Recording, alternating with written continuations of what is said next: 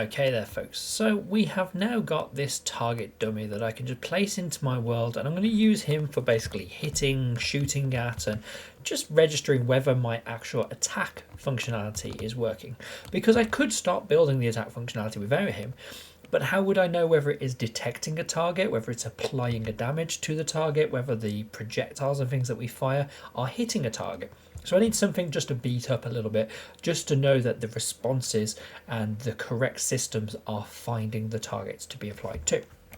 So the idea here is we're going to be able to shoot, and also we're going to be able to attack, and over the next couple of videos we'll try and build some of these systems in so that we can hurt this target dummy, so that we can get the hit reacts on him.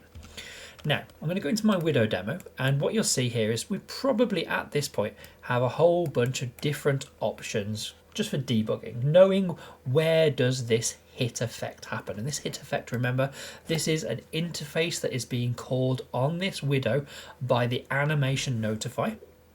So just to go and show you here, if I go into this folder where I've got my Widow, and if I go and have a look at the ZD source, and have a look at the stomp attack, you can see at this point when his claw comes down, it runs this notify here, and this notify is obviously calling the primary attack effect on the owner. The owner is our Widow, which tells this to run, hence why we get the white debug sphere showing up. And just to show you that, if I change this to a completely different color, let's just go with this pink, and we hit that pink there, that's that debug sphere. And it's great that we've got that, because now what we can do is we can say, well, 50 as a radius is okay, and it kind of works fine for the attack location. We know it's coming in at the right point. So how can we use that to find targets? Because this is just drawing a shape. It's not actually finding the target and giving us something to apply the damage effects to. So for that one, you've got two options, okay? And I prefer the trace option. I prefer creating the trace effect, finding the things that are in the region or the area when we do the attack, and applying the communication, the damage to them. What you might find with some very simple enemies, and we will look at this again properly, maybe as its own little demo, but you could end up actually creating your own little collisions. So you could create a collision capsule or a collision component over here in the front of our enemy, and then when we do our damage, just go, is there any enemies or any players in this? Get all the overlapping actors. So just to show you that one, I can just show you that really quickly. This is a simple workaround version of it. I could put this in. I could make this my attack effect. This is where the attack effect is going to be. Attack collision zone, and if we bring in that attack collision zone, we can get overlapping actors. We can even filter them, so we can maybe filter by pawn, so we only find pawns or characters and things like that to hurt, and then we get a list of all the things that are there. The only problem is that this collision is obviously always there. It's always overlapping everything. We have to start thinking about what can overlap with this. And it's probably not as useful because it's running all the time. It's running every single frame rather than just going, okay, at this point, this is when I want my attack to happen. So that's there as that kind of, fallback if you want to go and have a look at a simpler version of this. What I'm going to do instead is I'm going to do a trace. And you'll see that if I do these traces, there's a whole bunch of different options. We've got box, capsule, line, and sphere. So we've got the different shapes that we can apply to them. And then we've got a difference between, for example here, our box trace and then a multi-box trace. And the difference that we have with these is they either hit one target or they hit every single target within the region of them that is of, the correct filtering that we're doing. So here I have to make a decision. Do I want to hit only one thing and find one target, or do I hit everything in range? And I think with the actual hitting of my stomp claw down on the floor, I want it to hit everything or find everything within that kind of stomp radius, and then make decisions for each one of those of whether they should be taking damage. So a good reference for this one, think about, something like in the first Captain America movie, Steve Rogers runs and jumps on that grenade, yeah?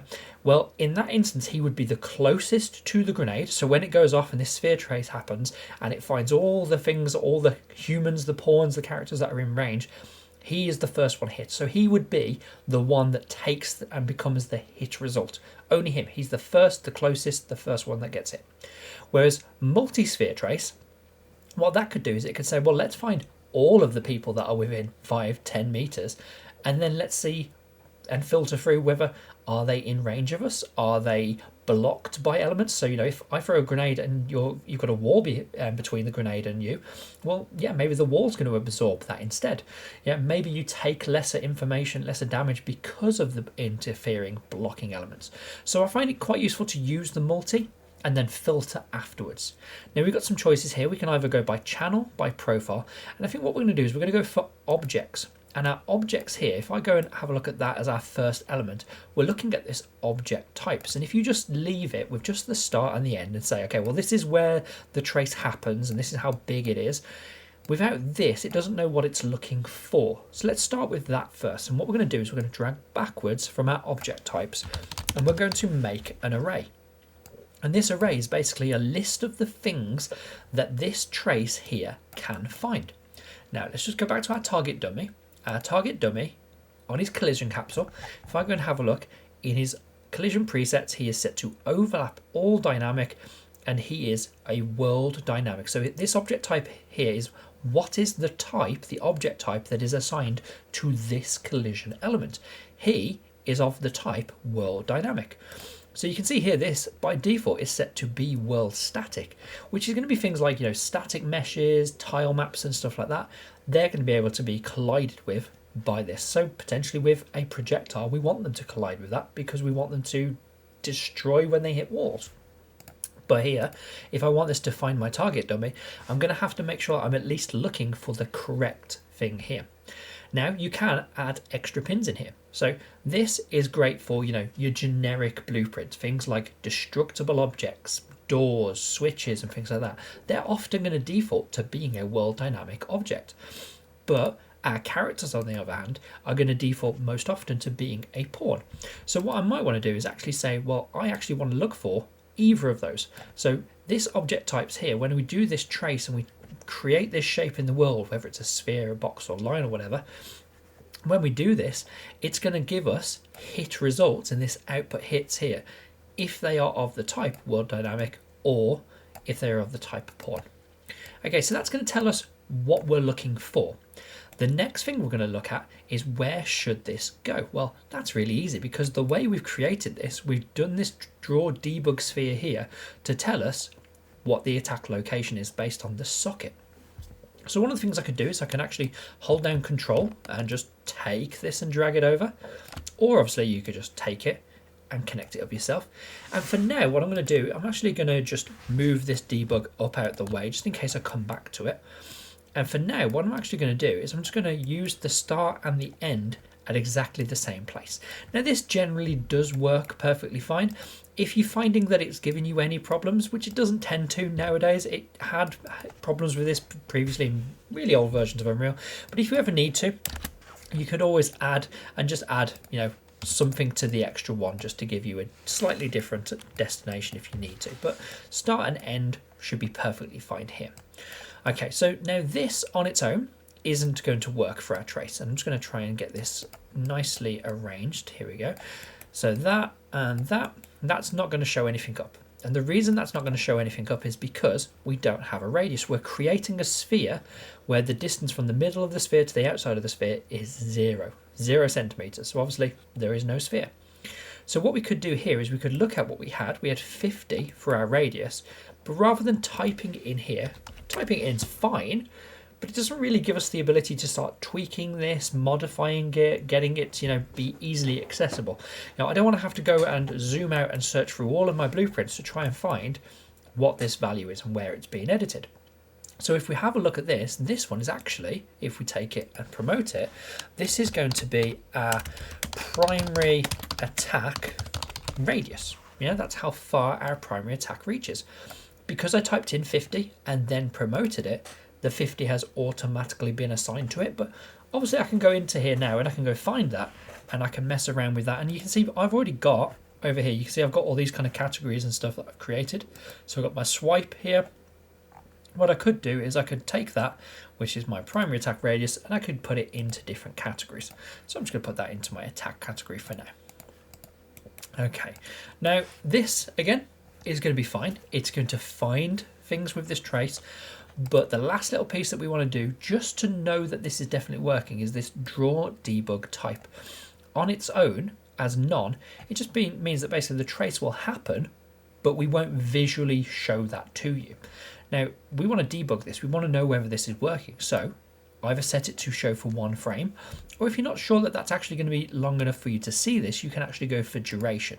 And if we expand this out, you can see that there is a draw time, and there are 2 different colors, which will visualize as this debug here of what does our trace look like, and what does it look like if it's successful in hitting something. So notice this, red is going to be our default trace, green is going to be our trace if we do hit something with it. So let's go into here now and go into our level, and we're going to use that stomp effect. And there you go, the red, because we didn't hit anything. It's in the exact same place as the draw debug sphere. You can see the effect only stays up and visualizes for a couple of seconds. And if I come over to here and I stomp on this ghoul, you can see it's going green. And it's going green because when I do this hit with this trace here, what I'm doing is I'm actually finding the ghoul. Yeah, so he is of a type and of an object type that is recognizable and registerable by this trace. So let's have a look at what we can do just to take this a little bit further, and we will do some damage functionality as well. But just to get these things communicating with each other, let's just go now into the next option, which is our output hits. Now this output hits, you can see that it's got this kind of little grid. That means it's an array. It means it's a list of multiple things. If I was using just the sphere trace, let's go with just the basic one. So this generic sphere trace for objects, you can see it's all exactly the same. The start and the end, the radius, the object types, all the things that we're looking for. The only difference here that we have is this is one single output hit. We only get one hit result out of this. So with this, what we could do is, first of all, we could just say, well, let's not do any of this extra logic if we didn't actually hit something. So it might be worth just going, okay, on this return value, did we hit something? If we did, well, we've got a whole list of things. So what we need to really do is we need to go through each one of these hits to find out what they are and whether we want to use them or not. So for that one, we'll take the array and we're going to plug this into a for each loop. Now you might want to have a for each loop with break if maybe there is something that you're maybe looking for. Maybe you want to find the first damageable target, and if you find the first damageable target, then you break out of the loop and stop so you don't hurt everybody. Or if you want to filter and go through every single one of the elements in our array, then the for each loop will be fine for that. I'm going to double click on my line here just so I can have this just slightly below, just because it makes it easier to follow these lines. And we're going to basically say, okay, we've done this sphere trace for the objects. If we have successfully found something, let's take that output hit, which could be an array of one element, and we're going to loop through each one of those. And now you can see that this array element now is a single hit result. So every time we go through, we're going to say, okay, well, the first one in this array, let's get the hit result for that. Then we'll increase the array index and we'll look at the next one in the loop body, which will be the next hit result. So if we hit 10 enemies, if there were 10 enemies in range of this, we'll go through each one of them one at a time and do damage to them. And again, that could be really useful if you want your character to be swinging a sword or using a stomp attack or you're having an explosion, and everything in range, everything that gets hit is going to be affected by it. Okay, so what do we want to do here? Well, we're going to take this array element, and if we just hover over that, actually, you can see that it is a hit result structure. Structures, we've talked about these before with our kind of XYZs, our location, rotation, and scale, and such. The combination of multiple values. So a hit result is actually lots and lots of different pieces of information all contained together in one structure variable. So what you want to do here is, if you want to get the individual pieces of that, is you take it and you break it.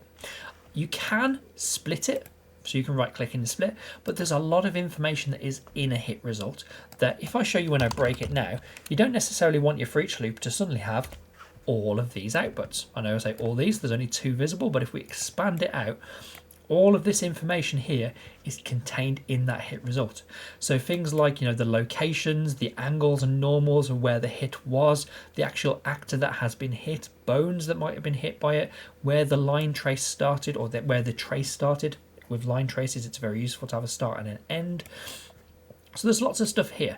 So what I'm actually going to do is I'm going to, just to make sure this is working, I'm going to get a print string and I'm going to put that into my loop body.